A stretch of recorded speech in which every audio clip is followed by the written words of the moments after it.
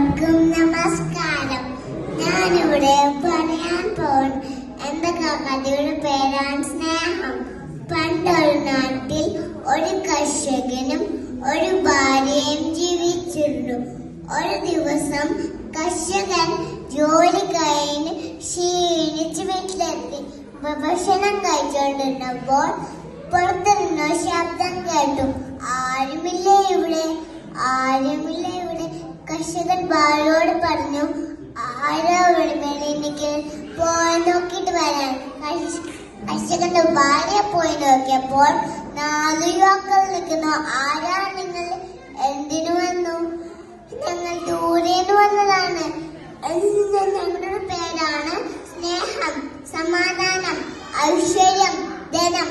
ഇതാണ് ഞങ്ങൾക്ക് താമസിക്കാനുള്ള സ്ഥലവും വേണം, കൂടെ നല്ല ഭക്ഷണവും വേണം.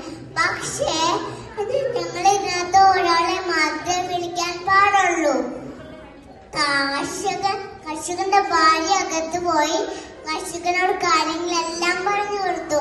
ഭാര്യ പറഞ്ഞു, നമുക്ക് ധനത്തെ വിളിച്ചാലോ, അപ്പൊ നമ്മുടെ കഷ്ടപ്പാടെല്ലാം മാറിക്കിട്ടും. കർഷകൻ പറഞ്ഞു, വന്ന സാധാരണക്കാരല്ല. ഞാനൊന്ന് ആലോചിക്കട്ടെ. കർഷകൻ ഭാര്യയോട് പറഞ്ഞു, നീ പോയി സ്നേഹത്തിനെ വിളിച്ചോണ്ട് വന്നു. ഭാര്യ മനസ്സിലോട് പോയി സ്നേഹത്തിനെ വിളിച്ചോണ്ട് വന്നു.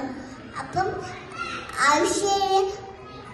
സമാധാനം വീട്ടിലെത്തി. അത് കണ്ടപ്പോൾ ഐശ്വര്യം ഓടി വീട്ടിനകത്ത് കയറി. ധനം പറഞ്ഞു, ഈ 4 പേരും പോയപ്പോൾ ഞാൻ തന്നെ ഇവിടെ എന്തെടുക്കാനാ? ധനവും വീട്ടിനകത്ത് കയറി. കർഷകൻ വലിയ പണക്കാരനായി സന്തോഷത്തോടെ ജീവിച്ചു.